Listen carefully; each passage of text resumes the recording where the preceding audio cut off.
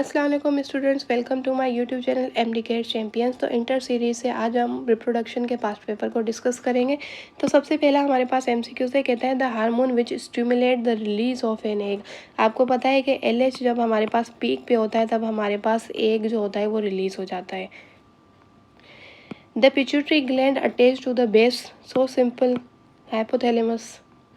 Next MCQ, thyroxine contain dash atom of the iodines, so simple. हमारे पास कितने atoms होते हैं? 4 एटम्स होते हैं। एडीएच जो होता है वो कहता है कि किसका यहाँ पे हार्मोन होता है या फिर कहाँ से रिलीज होता है। तो हमें पता है कि पिट्यूटरी का होता है, लेकिन अगर एग्जैक्टली आपसे पूछा जाए तो पोस्टीरियर पिट्यूटरी ग्लैंड जो होता है उससे 2 हार्मोन रिलीज होते हैं। एक आपके पास होता है एडीएच, दूसरा हमारे पास होता है ऑक्सीटॉसिन। तो अल्टीमेटली हमारे पास बी ही होगा, क्योंकि बाकी ऑप्शन हमें लिंक नहीं करते। Adrenal gland are located adjacent to, ये हमें पता है कि हमारे पास एड्रिनल ग्लैंड जो होते हैं वो किडनी के ऊपर जो ग्लैंड होते हैं उनको हम कहते हैं कि ये हमारे पास एड्रिनल ग्लैंड है। नेक्स्ट एमसीक्यूज कहता है match the hormone listed under the column 1, यानी कि कॉलम 1 में आपको हार्मोन दिए गए हैं with the roles given under the column 2। यहाँ पे आपको क्या दिए गए? उन हार्मोन्स के रोल्स दिए गए। अब हमें कहता है कि choose the answer which give the correct combination of the alphabets of the 2 columns. हमें क्या करना है? कॉलम 1 को कॉलम 2 से मैच करना है। तो सबसे पहले हम फॉलिकल स्टिमुलेटिंग हार्मोन की अगर बात करें तब हमारे पास क्या होता है? तो वो कहता है कि याद रखिएगा मेच्योरेशन ऑफ द फॉलिकल। तो इट मीन्स कि ए को हम लिंक करेंगे किसके साथ? टी के साथ। फिर हमारे पास आता है कि ल्यूटिनाइजिंग हार्मोन, यानी कि एलएच हार्मोन। एलएच हार्मोन हमें क्या करता है? कहता है कि हमारे पास preparation for the endometrium for the implantation, ये नहीं होगा। फीमेल सेक्सुअल करेक्टर आपके पास होगा, ये एस्ट्रोजन का हार्मोन हमारे पास फंक्शन है, ये प्रोजेस्टेरोन का है। ये हमारे पास जो है वो किसका है? Contraction of the uterine muscles जो होते हैं वो ऑक्सीटॉसिन का है। Development of the corpus luteum, ये बिल्कुल सही है, क्योंकि जब हमारे पास एलएच हार्मोन जो होता है वो पीक पे होता है तब हमारे पास एग रिलीज होता है। तो अब हमारे पास क्या बनते हैं? कॉर्पस ल्यूटम बनता है। तो इट मीन्स कि हमारे पास क्या होगा कि बी का जो हम लिंक करेंगे वो किसके साथ होगा? एस के साथ। फिर कहता है कि सी में प्रोजेस्ट्रॉन है। प्रोजेस्ट्रॉन क्या करता है? अगर प्रेगनेंसी अकर होती है तो जिसकी वजह से एंड्रोमेट्रियम हमारे पास जो मसल्स होते हैं उसके लिए ये रेडी करता है उसको, किसके लिए? इम्प्लांटेशन के लिए। तो इट मीन्स कि हमारे पास सी का जो लिंक होगा वो किससे होगा? पी से होगा। और ईस्ट्रोजन सेकेंडरी सेक्सुअल करेक्टर, यानी कि आपके पास जो डी है उसका लिंक हम किससे करेंगे? उसका लिंक हम यहाँ पे करेंगे क्यू से। तो अगर हम यहाँ पे देखें तो ए और टी का जो ऑप्शन है वो हमारे पास ए और सी है। इट मीन्स के बी और डी एलिमिनेट हो गया है। बी को लिंक करेंगे एस से, तो इट मीन्स के बी को लिंक किया है हमने एस से, पी को लिंक किया है हमने एस से, डी को किया है हमने क्यू से। तो ए ऑप्शन बिल्कुल सही है। ई में यहाँ पे कोई भी किसी भी तरह का हार्मोन नहीं होता। तो याद रखिएगा यहाँ पे हो सकता है कि पास्ट पेपर में जिसने कंपोज किया उससे मिस्टेक हुई हो, या फिर हो सकता है कि ये एमसीक्यूज इसी तरह से ये हमारे पास ऑप्शन ई जो है हार्मोन का ब्लैंक हो, क्योंकि यहाँ पे जो हमारे पास आ रहे हैं ना इसकी किसी के साथ भी लिंकेज नहीं है। तो इट मीन्स कि यहाँ पे इसकी लिंकेज होगी इसके साथ और वो हार्मोन आपके पास ऑक्सीटॉक्सिन होगा, लेकिन यहाँ पे गिवन नहीं था। तो या तो मिस्टेक हुई है कंपोजर से या फिर ये एक्चुअल में एमसीक्यूज ऐसा ही था। लेकिन जस्ट फॉर नॉलेज मैंने आपको बता दिया कि यूट्राइन मसल्स की कॉन्ट्रैक्शन हमारे पास ऑक्सीटॉक्सिन की वजह से होती है। एमसीक्यू 7 में कहता है कि द हार्मोन प्रोजेस्टेरोन, प्रोजेस्टेरोन क्या करता है? कहता है कि स्टिमुलेट करता है फॉलिकल ग्रोथ को, ये नहीं होगा। स्टिमुलेट करता है फॉलिकल स्टिमुलेटिंग हार्मोन के प्रोडक्शन को, ये भी नहीं होगा। डेवलपमेंट करता है आपके पास सेक्सुअल करेक्टर्स को, तो ये हमारे पास एस्ट्रोजन का है। Is produced by the anterior pituitary gland, ये भी इनकरेक्ट है। आप कुछ बच्चे बोलेंगे ये तो बिल्कुल सही है। तो याद रखिएगा कि प्रोजेस्टेरोन जो आपके पास होता है ना वो ओवरी से इसकी सिक्रेशन होती है। दूसरा कॉर्पस ल्यूटम से होती है। तीसरा प्लेसेंटा से होती है। क्लियर हो गई बात? तो इट मीन्स कि ये हमारे पास इनकरेक्ट है।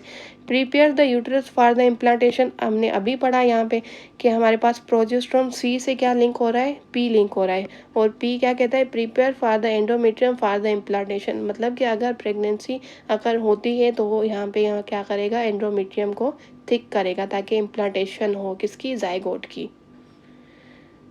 Next MCQs, pancreas is stimulated to secrete digestive enzyme by. Pancreas आपको पता है कि किस तरह की, ये हमें होलोजोइक न्यूट्रिशन से लिंक कर रहा है।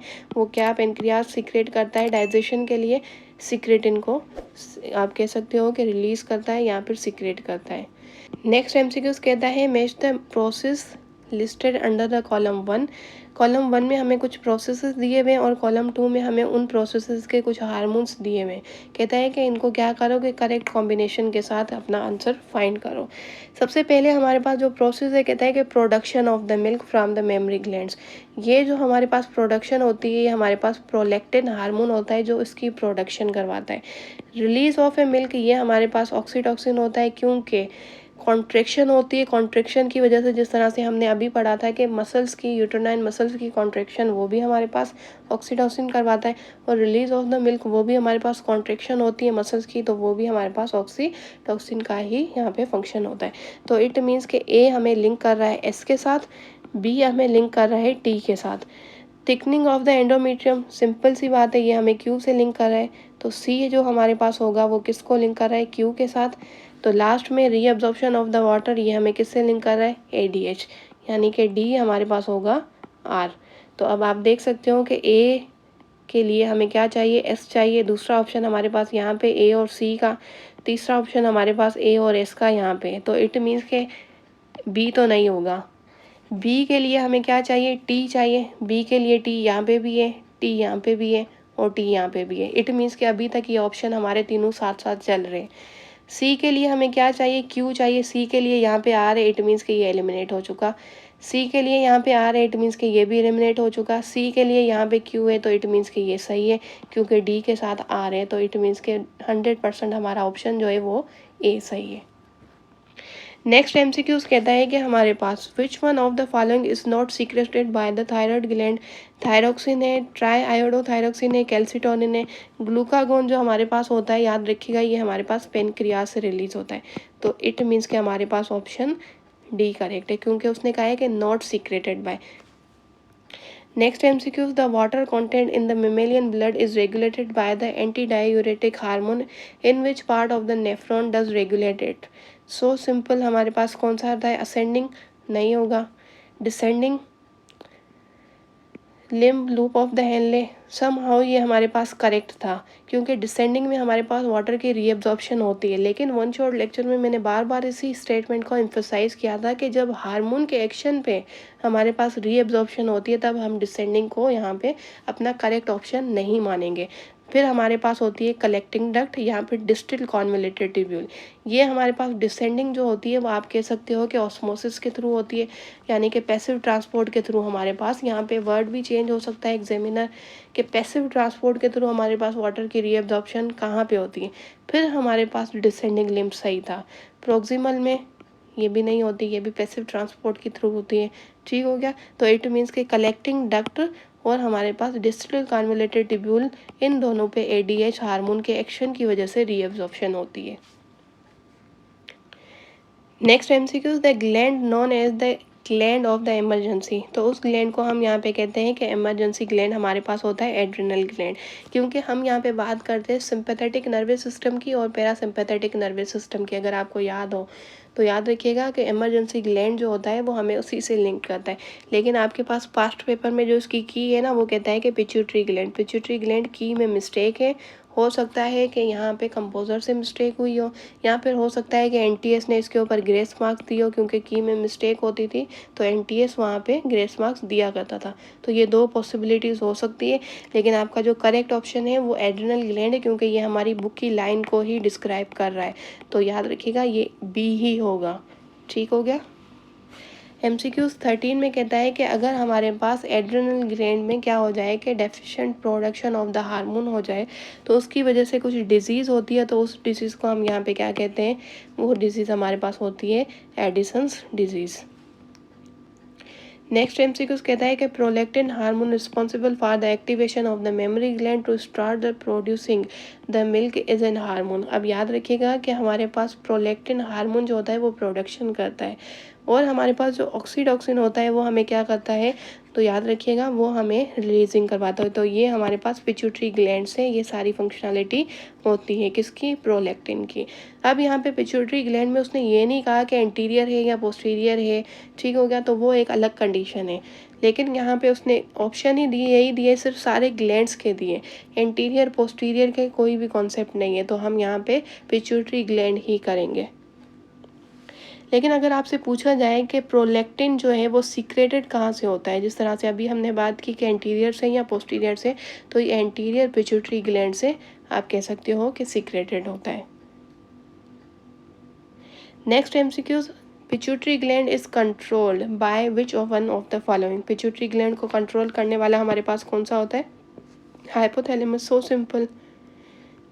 Next MCQ, the gland that respond to the external condition light and the darkness की वजह से जो हमें सेंस करके देता है हमारी आइज़ के लिए, वो आपके पास होता है पाइनियल ग्लैंड। ये आपके पास ओल्ड टेक्स्ट बुक में बुक की लाइन है, न्यू टेक्स्ट बुक में आई थिंक ये टॉपिक रिमूव कर दिया है, आई थिंक सो नहीं है, लेकिन फिर भी past paper one shot lecture में आप ज़रूर देख लीजिएगा। नेक्स्ट एमसीक्यूज कहता है कि अगर डिस्ट्रक्शन हो जाए बीटा सेल्स की इन द पेनक्रियाज, आपको पता है कि बीटा सेल्स जो आपके पास होते हैं वो आपको किस से लिंक करते हैं, वो आपको लिंक करते हैं इंसुलिन से। इंसुलिन से अगर हमें लिंक करते हैं तो इट मीन्स कि ए नहीं होगा, बी ओ नहीं होगा।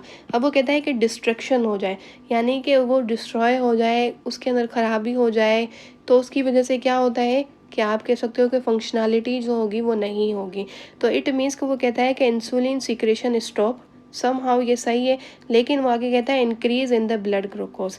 अब यहाँ पे अगर इंसुलिन की सिक्रेशन जो है वो स्टॉप हो जाएगी तो इंसुलिन क्या करता है, ग्लूकोज को कन्वर्ट करता है ग्लाइकोजीन में, तो इंक्रीज हो जाएगा ग्लूकोज। तो इट मीन्स कि सी सही है, लेकिन हमारे पास डी में भी इंसुलिन है और ई में भी। ये कहता है कि इंसुलिन सिक्रेशन स्टॉप हो जाएगी लेकिन डिक्रीज हो जाएगा ग्लूकोज का लेवल। ग्लूकोज का लेवल तब डिक्रीज होगा जब हमारे पास इंसुलिन आप कह लो कि प्रॉपर फंक्शन करेंगे, तो वो ग्लूकोज को कहाँ पे कन्वर्ट करेंगे, ग्लाइकोजीन में, तो ग्लूकोज का लेवल डिक्रीज हो जाएगा। तो इट मीन्स कि यहाँ पे ये नहीं होगा। अब कहता है कि इंसुलिन सिक्रेशन इंक्रीज हो जाएगी, डिस्ट्रिक्शन होने की वजह से सेल डिस्ट्रॉय हो चुके हैं, फंक्शनलिटी नहीं हो रही, तो यहाँ पे इंसुलिन की सिक्रेशन कैसे होंगी, बीटा सेल्स किस तरह से इंसुलिन को प्रोड्यूस करेंगे, तो ये भी नहीं होगा। तो सी हमारे पास बिल्कुल सही है। सम टाइम बाकी ऑप्शंस भी पढ़ लिया करें। Next MCQ, adrenaline secretion increases. अब देखें यहाँ पे इंक्रीजेस की बात की गई, तो इट मीन्स कि ये सारे के सारे ऑप्शन आपको क्या कह रहे हैं कि इंक्रीमेंट के ऑप्शंस हैं, तो अल्टीमेटली आपके पास ई होगा क्योंकि ये बुक की ही स्टेटमेंट है।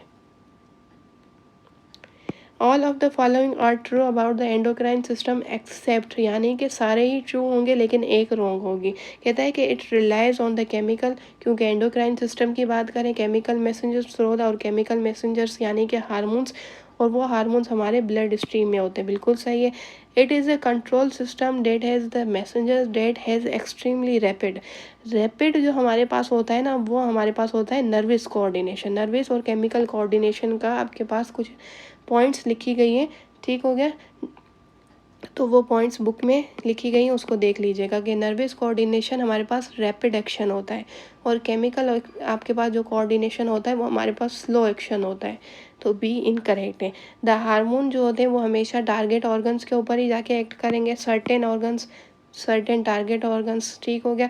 It involves in maintaining of the homeostasis, थोड़ी देर पहले ही मैंने आपको बात बता दी थी कि होम्योस्टेसिस जो होता है वो हमारे पास हर चैप्टर का होता है, चाहे आप रिस्पायरेशन की बात करो तो भी होम्योस्टेसिस होगा, यानी कि गैसेस को भी हमें मेंटेन करना पड़ता है।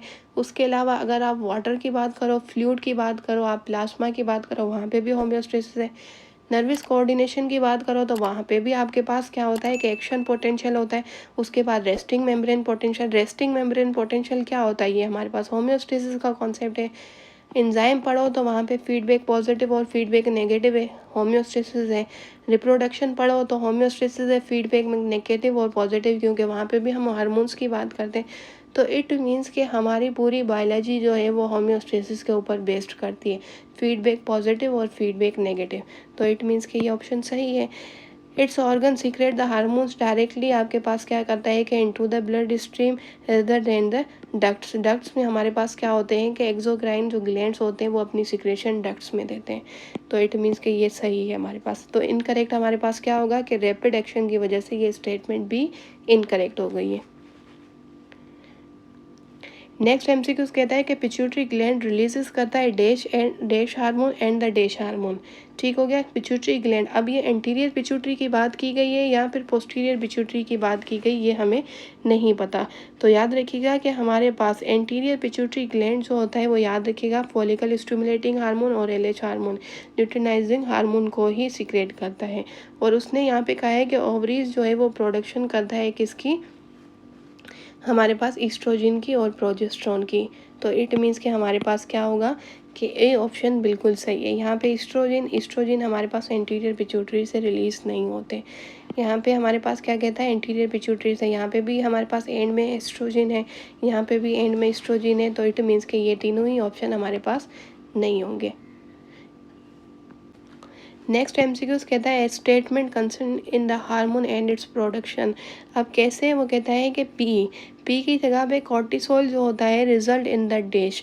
और आपको पता है कि हमारे पास क्या होते हैं कि कॉर्टिसोल जो होता है वो किसको हम कहते हैं, कॉर्टिसोल हार्मोन। याद रखिएगा कि हमारे पास एड्रेनल ग्लैंड से हमें ये लिंक कर रहा है, तो जिसकी वजह से over production of the cortical releases, याद रखिएगा क्या होगा कि ओवर प्रोडक्शन हो जाएगी हमारे पास, जिसकी रिजल्ट में हमारे पास जो डिजीज़ होती है उसको हम यहाँ पे कहते हैं कि हमारे पास क्या होती है, आपकी बुक की स्टेटमेंट है कशिंग हमारे पास सिंड्रोम हो जाती है। ठीक हो गया, तो पी में हमारे पास क्या होगा, ओवर प्रोडक्शन।